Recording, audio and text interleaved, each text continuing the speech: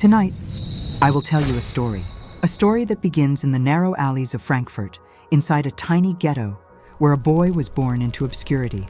No one knew then that this boy's family would rise to become one of the wealthiest dynasties the world has ever known. This is the secret story of the Rothschild family. A family that dealt not in swords or armies, but in something far more powerful: gold, credit, and trust. They whispered into the ears of kings. They moved empires with letters carried by hidden couriers. And their name became a legend wrapped in mystery, power, and myth. But tonight we will not hear this story as outsiders. No, tonight you will hear it through the eyes of one who lived it. Elias Rothschild, a forgotten cousin, born into the shadows of greatness. From his first breath in a crowded ghetto to the grand palaces of Europe, he saw it all. The struggles, the secrets, the unimaginable luxuries, and the unbreakable bonds that tied 5 brothers across the continent. Before we begin our long journey together, tell me, where are you listening from tonight? Are you in a quiet bedroom, resting under warm blankets? Are you watching from a busy city where the lights never sleep? Or perhaps far away in the countryside, where only the crickets sing?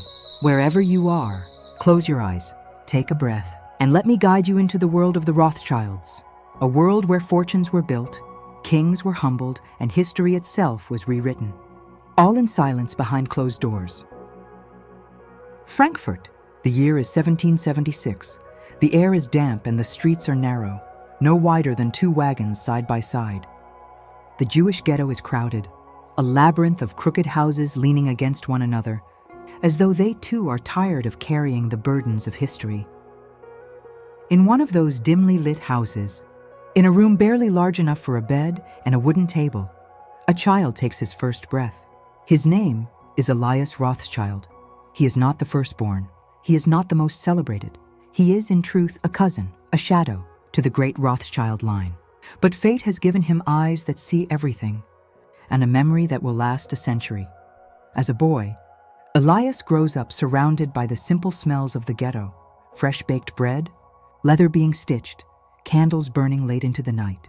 He remembers the sound of coins clinking in the wooden drawers of his uncle's counting house.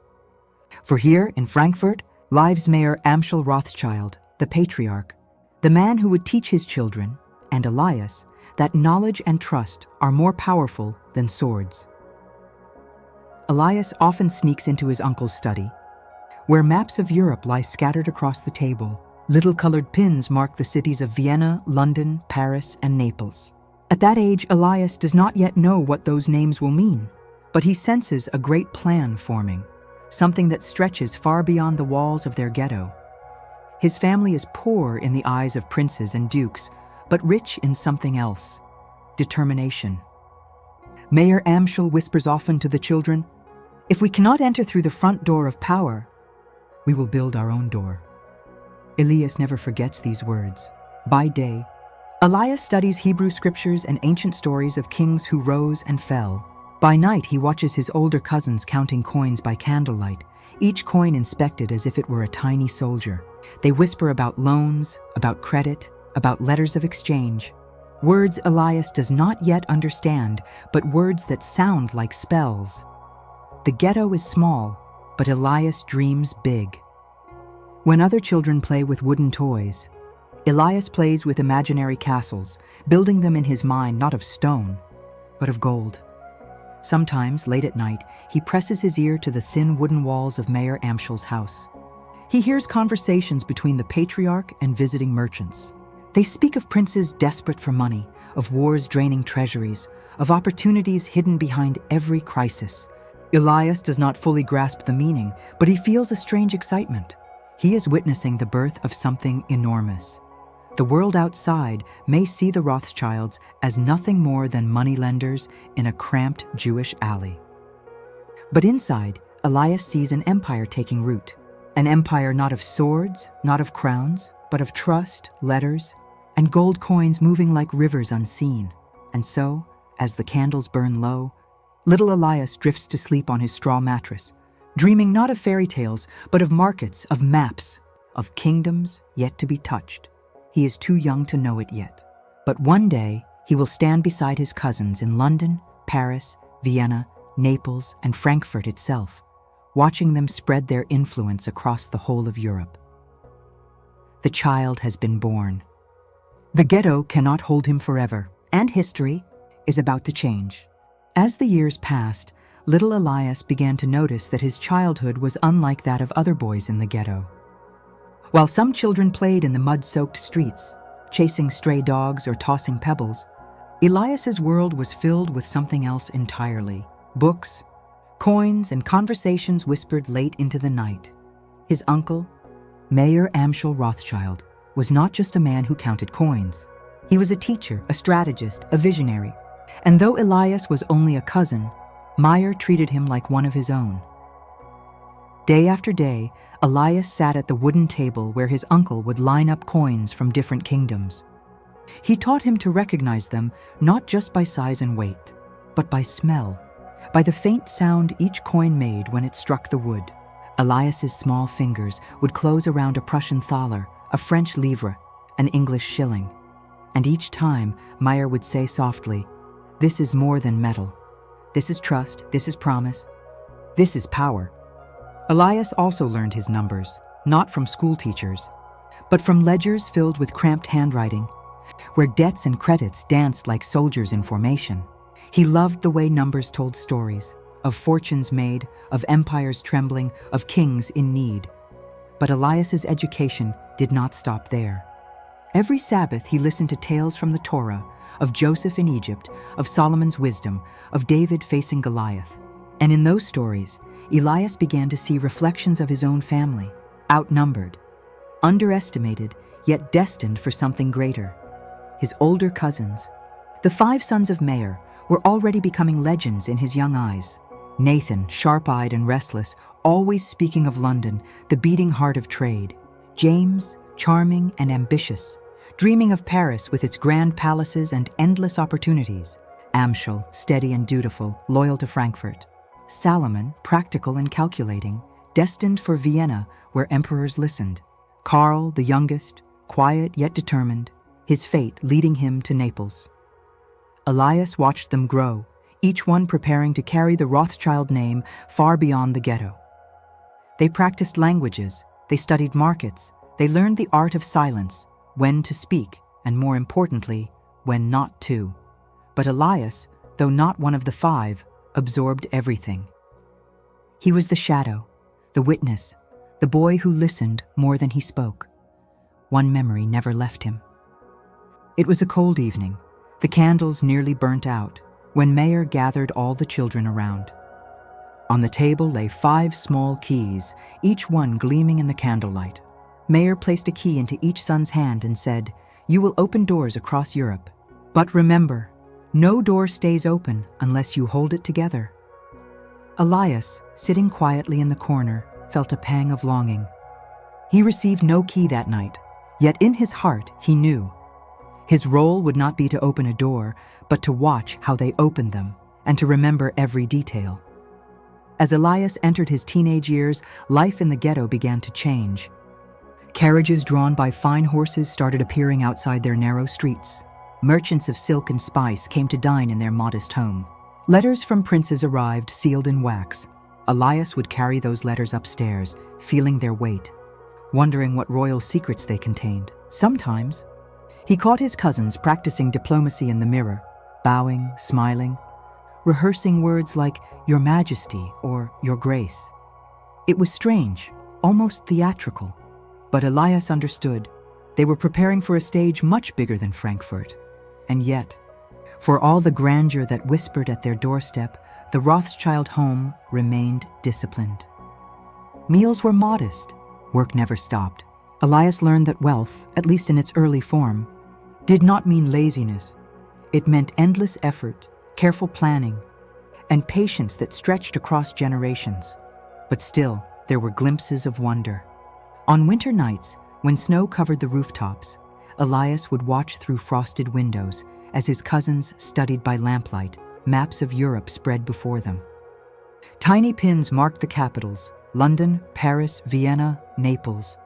Each pin a promise, each promise a destiny. And in those moments, Elias felt a thrill. He knew he was living inside the beginning of a legend. One day those pins would not be just marks on a map. They would be palaces, banks, railways, fortunes beyond imagination. For now, Elias remained the silent observer. But in his silence, he was learning. The boy from the ghetto was becoming a witness to the making of Europe's greatest financial dynasty, and he could sense it.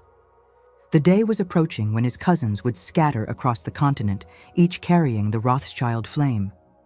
And Elias would go with them, not as a leader, but as the eyes and ears of history. The turn of the century brought storms to Europe. Armies marched across the continent.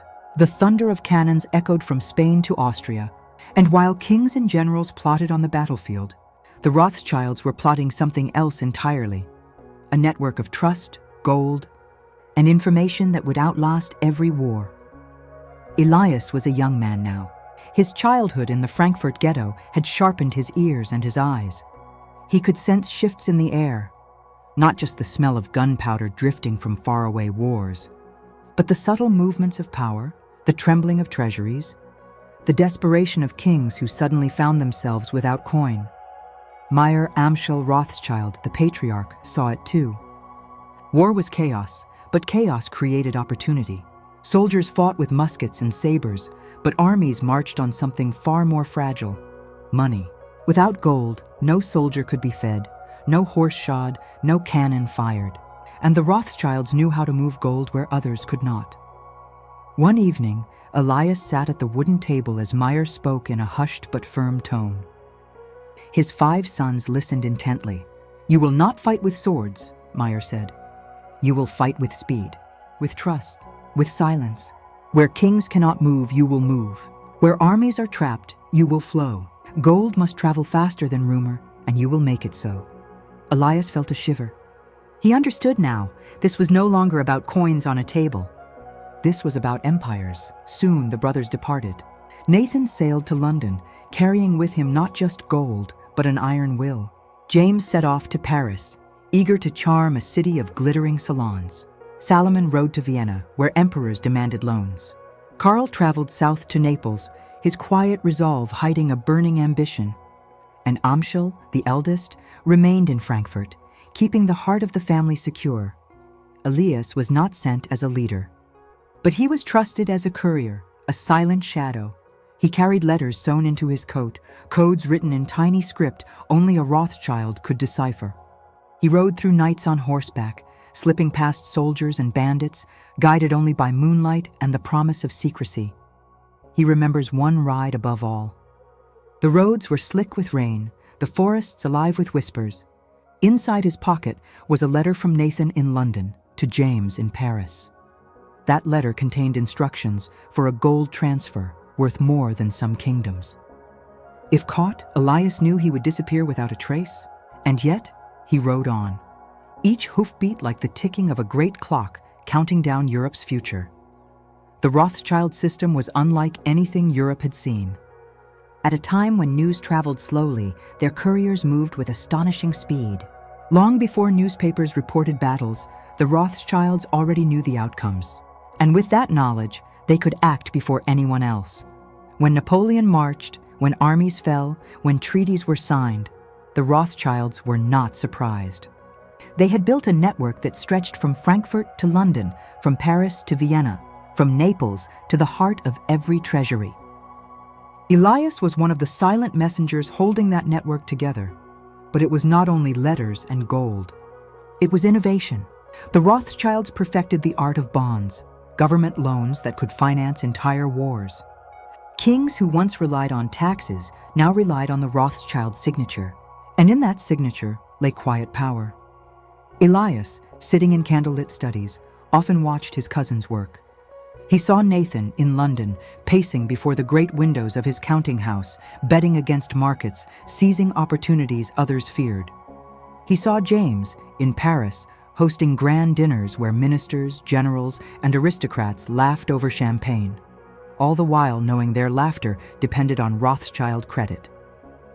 He saw Salomon in Vienna, bowing before emperors, yet speaking with a calmness that reminded those emperors who truly held the purse.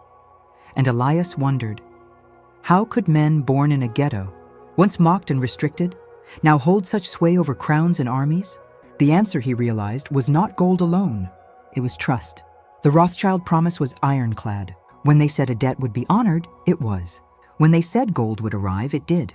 And in a Europe trembling with uncertainty, such certainty was more valuable than any army. Yet amid this rising empire, Elias never forgot the human details. He remembered Nathan's sharp laughter echoing in London's fog. He remembered James's polished shoes, always gleaming as if to mirror Parisian vanity. He remembered the flick of Salomon's pen, signing agreements that changed kingdoms. He remembered Karl's quiet evenings in Naples, staring at the sea, dreaming of expansion. And he remembered his uncle Mayer, older now, watching with pride as his sons fulfilled the vision he had planted decades before in a small, dimly lit ghetto house. But Elias also remembered the danger. Every coin carried risk. Every letter carried secrets. Bandits lurked, rivals whispered, governments grew suspicious. Rumors spread that the Rothschilds were more than bankers, that they were puppet masters of kings. Elias, traveling through markets and taverns, heard peasants mutter, "They say the Rothschilds decide who wins wars." He smiled at the exaggeration. And yet, part of him wondered how far from the truth it really was. The empire was no longer being built. It was already alive. Gold moved like blood through veins, letters like signals through nerves. And the Rothschilds were the beating heart of Europe's financial body. And Elias, the forgotten cousin, the silent observer, was there to see it all, to carry it, to remember it. From this point on, the Rothschilds were no longer just a family. They were an institution, and Europe would never be the same. The wars had ended. Napoleon's cannons grew silent.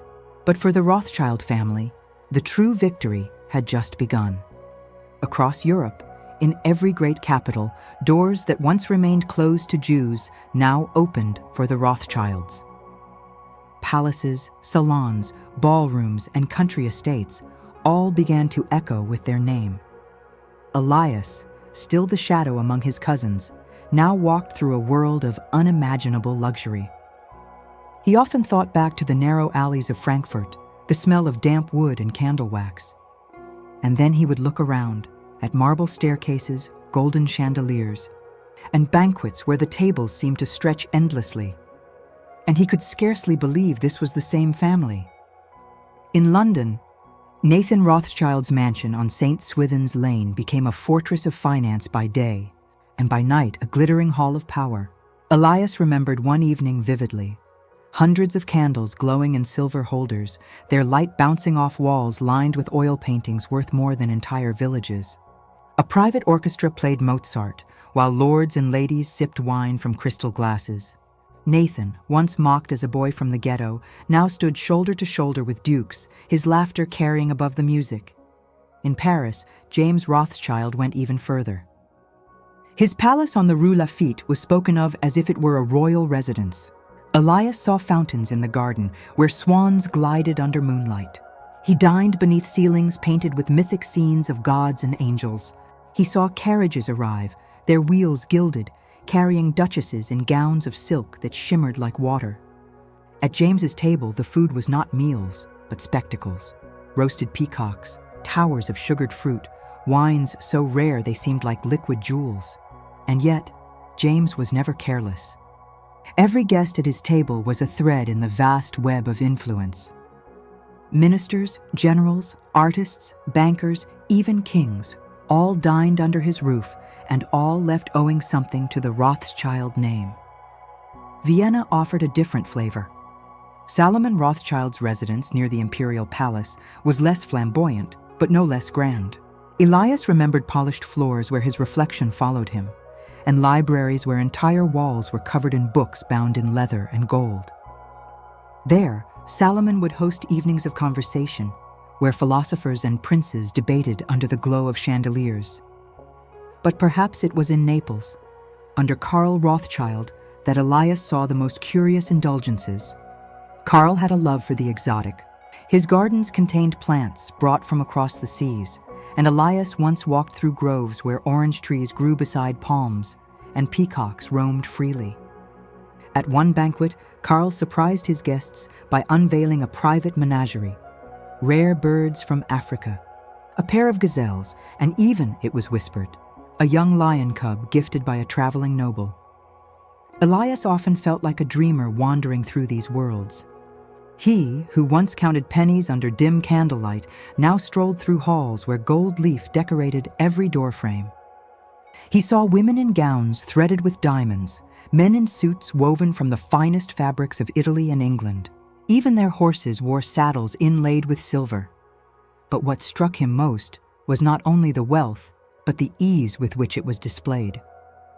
The Rothschilds no longer needed to prove themselves.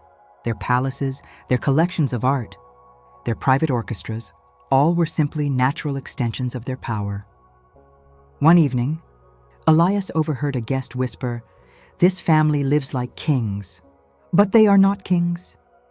And another replied softly, "Perhaps not kings, but they lend to kings, and is that not greater?" Indeed, their luxuries were not idle. Every jewel, every painting, every banquet was a stage, a theater where alliances were forged, favors exchanged, debts acknowledged. To dine with a Rothschild was to be drawn into their orbit, willingly or not. Still, Elias never forgot the moments of quiet. He once walked alone through James's Parisian gardens after midnight. The fountains whispered, and the statues of marble gods gleamed under the moon. For a moment, he felt the weight of it all. The transformation of a family from cramped alleys to marble palaces, from candle smoke to golden chandeliers. And yet, beneath the beauty, he sensed a shadow. He knew how quickly fortune could turn.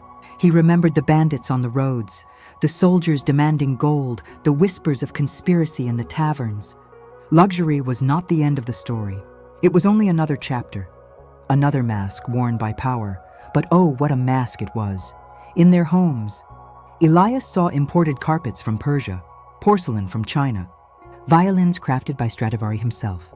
He saw art by Rembrandt, Rubens, and Raphael hanging in rooms where children played hide and seek. He saw wine cellars so deep that entering them felt like descending into another world. At times, it seemed to Elias that the Rothschilds had built not houses, but kingdoms of their own, kingdoms without armies, without borders, but with treasures that rivaled the wealth of monarchs. And yet, in the quiet hours after the music faded and the guests departed, Elias would sometimes find himself alone in a vast, candlelit room. He would look up at painted ceilings and think back to the ghetto of Frankfurt, the smell of bread, the cramped rooms, the warmth of simple family meals, how far they had come, how far they had yet to go. The Rothschilds had conquered not with swords, but with trust and gold. And now they wore their triumph like a cloak of silk and jewels. But Elias knew this was only the surface. Beneath the chandeliers and crystal glasses, the machinery of power still turned, quietly, relentlessly, like a clock no one could stop. The ghetto was gone. The empire was alive, and its luxuries were only just beginning. By the 1820s, the Rothschild name was no longer whispered only in Frankfurt. It had become a beacon across Europe. 5 brothers, 5 capitals, 5 thrones of finance. Elias, ever the shadow and witness, traveled between them, carrying letters, gold, and stories. And in every city, he saw a different face of the Rothschild Empire. London, Nathan's fortress. London, foggy and restless, was the beating heart of the world's trade. And there stood Nathan Mayer Rothschild, sharp-eyed, impatient, forever pacing. Elias remembered entering Nathan's counting house on St. Swithin's Lane. There was no marble, no gilded walls. Instead, the room smelled of ink, paper, and determination. Men bent over ledgers, couriers rushed in and out, and in the center stood Nathan, sleeves rolled, voice cutting through the air. Nathan was not a man of display, but of action. He dealt in government bonds, in vast sums that could topple or save a treasury. He was famous, or infamous, for his daring move after the Battle of Waterloo. While others hesitated, Nathan acted with speed, buying when all were selling, seizing a fortune. Elias saw it with his own eyes. Nathan's calmness in chaos, His ability to read the market as though it were a book only he could understand. To him, finance was not numbers. It was war, and he fought it ruthlessly. Paris. James the courtier. Paris was another world entirely. Where Nathan dealt in ink and silence, James de Rothschild dealt in light and spectacle. Elias recalled arriving at James's palace on the Rue Lafitte. Even before stepping inside, he could hear laughter, music, the clinking of glasses. James's world was one of silk curtains, glittering chandeliers, and salons filled with aristocrats. But beneath the laughter, business thrived. James was the master of charm, weaving influence through dinners and dances. Ministers leaned in close to whisper terms of loans, while duchesses fluttered their fans, carrying secrets between noble houses. Elias often marveled at how James turned luxury itself into a tool. Where Nathan conquered markets with speed, James conquered hearts with elegance. Yet in the end, both paths led to the same destination: power. Vienna, Salomon, the diplomat. Vienna, the imperial city, was a place of ceremony and old traditions. Here, Salomon Rothschild walked carefully, with the calm dignity of a man who knew every step mattered. Elias remembered the long corridors of Austrian palaces, the sound of boots on marble floors, the distant echoes of imperial processions. Salomon moved quietly in these halls, but his voice carried weight even emperors could not ignore. He financed railways, mines, and state projects. He spoke with ministers not as a supplicant, but as an equal. In Vienna, Elias saw clearly how money had become a second crown, invisible, but no less powerful. Naples, Karl the Visionary. Far to the south, Naples glowed under the Mediterranean sun. Karl Rothschild, the youngest brother, built his base there. Elias remembered Karl's fondness for the exotic, gardens filled with rare plants, evenings by the sea where waves struck against marble terraces. But Karl was not merely a collector of beauty. He was a strategist, weaving bonds with southern rulers, financing trade routes that stretched across the seas. In Naples, Elias saw the Rothschild Empire touch the world beyond Europe. Ships laden with goods passed through harbors, their journeys secured by Rothschild credit. Gold flowed not only across borders, but across oceans. Frankfurt, Amschel, the anchor, and in Frankfurt, the eldest brother, Amschel, remained as the anchor. He did not dazzle like James, nor strike like Nathan, but he kept the family's roots firm. The old house, once filled with candle smoke and narrow dreams, was now the central node of a network spanning continents. Elias often returned here, resting between journeys, and each time he marveled at how the ghetto house had become something more, the heart of an invisible empire. The web across Europe. As Elias traveled from city to city, he began to see the pattern. Each brother was different: Nathan the warrior, James the charmer, Salomon the diplomat, Karl the visionary, Amschel the anchor. But together, they formed a perfect design. Letters flew across borders daily, coded and trusted only among themselves. Couriers carried not only words, but decisions that could alter markets, governments, even wars. Gold flowed like rivers between their banks, faster than rumors, stronger than armies. In taverns and marketplaces, Elias heard whispers. The Rothschilds decide the fate of Europe. Peasants believed they had secret powers. Kings feared they had too much influence. Rivals envied their reach. And Elias, walking quietly through these cities, felt the truth. The Rothschilds had become something greater than any one family. They were no longer bound to the ghetto, nor to the crowns of kings. They were a web, unseen, unbreakable, stretching across Europe, holding it together with golden threads. One night in Paris, Elias stood on a balcony overlooking the city lights. He thought of Nathan's foggy London, of Salomon's solemn Vienna, of Karl's sunlit Naples, of Amschel's steady Frankfurt. All so different, yet bound by one vision, one name, and he realized something profound. Europe, for all its crowns and armies, was no longer ruled only from thrones or palaces.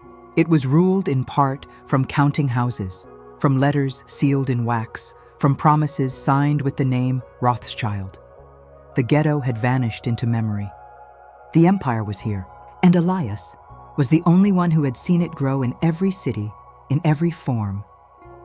He whispered to himself that night, "History will remember kings and generals, but I will remember the Rothschilds." With great wealth comes visibility, and with visibility comes suspicion. By the 1830s, the Rothschild name had spread across every capital in Europe. They were celebrated by kings, courted by ministers, envied by rivals. But in the streets, in taverns, in marketplaces, another kind of story began to grow. Elias, ever the quiet observer, heard these whispers wherever he went. Some said the Rothschilds could predict the future. Others claimed they had secret codes with which they moved armies like chess pieces. And some, in hushed voices, even insisted the Rothschilds had more power than kings themselves. He knew the truth was simpler, and yet, in a way, far more astonishing. The power of information, Elias remembered one day in London. When a rumor swept through the market, "Nathan Rothschild already knows the outcome of a great battle." Merchants panicked. Some sold, some bought, but Nathan remained calm. And indeed, when the news finally arrived days later, Nathan had already acted. It was not sorcery. It was speed. The Rothschild couriers moved faster than news itself, crossing rivers, mountains, and borders. By the time a battle was printed in the papers, the Rothschilds had already calculated, invested, and profited. Yet to the public eye, this speed looked like magic. And magic soon turned to myth. The murmurs of kings in Paris. Elias once overheard two ministers speaking under a painted ceiling. One said, "We must seek James's approval before we move forward." The other laughed uneasily. "Approval? He is not a king." The first leaned closer. "Perhaps not. But if he does not lend, our king cannot rule." Elias understood then. Money had become a second crown, invisible yet commanding. The Rothschilds never sat on thrones, but kings could not rise without them, and this dependence bred both gratitude and fear.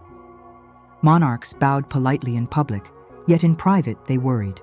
What if the Rothschilds turned against them? What if they chose to fund their enemies instead? The people's rumors. Meanwhile, among the common people, stories grew wilder. Elias recalled walking through a crowded marketplace in Vienna. A baker's wife whispered to her friend, "They say the Rothschilds own the very gold in the emperor's vaults." A soldier at a tavern boasted, "The family pays kings like servants." And in the countryside, peasants muttered darkly, "The Rothschilds drink from golden cups while we starve. Surely they have made a pact with the devil himself." Elias smiled sadly at such rumors. He knew there were no devils in their counting houses, only ink, ledgers, couriers, and endless work. But he also knew that power, once unseen, always looked supernatural. The shadow of conspiracy, it was in Frankfurt on a stormy night that Elias first heard the word conspiracy whispered about his family. A rival banker, bitter and broken, muttered in a tavern, "They do not simply lend, they control. Wars end when they say, markets rise when they wish. They are the hidden rulers of Europe." Elias realized that envy had turned into fear, and fear into myth. And once born, myths are stronger than gold. Elias's reflection, alone in his chamber, Elias often thought of these rumors. He knew his cousins well. Nathan's restless energy, James's charm, Salomon's calm, Karl's vision, Amschel's loyalty. He knew their flaws and their strengths. He had seen them work tirelessly, sweat over ledgers, ride through storms, negotiate until dawn. They were not magicians. They were men, but men who had built something extraordinary. Still, Elias could not deny the feeling that surrounded them, the sense that history itself bent slightly in their direction, that fate seemed to favor their name. Perhaps it was not sorcery. Perhaps it was simply discipline, unity, and trust carried to their absolute limits. But to outsiders, it was easier to believe in shadows, in secrets, in myths. The web of perception. By now, the Rothschilds were not only financiers.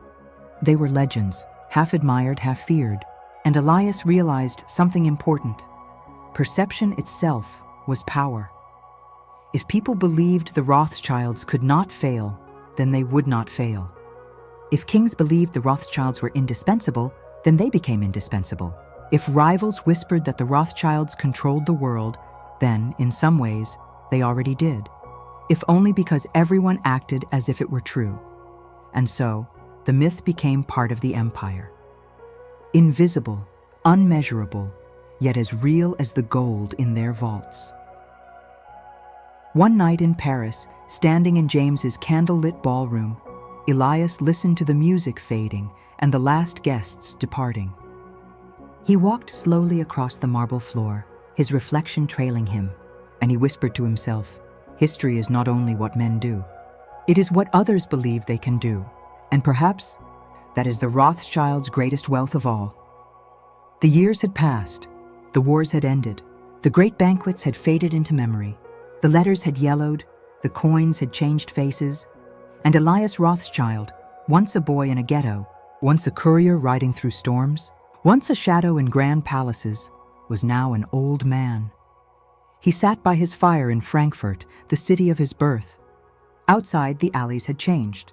No longer the cramped ghetto of his childhood, but wide streets with lamps glowing in the night.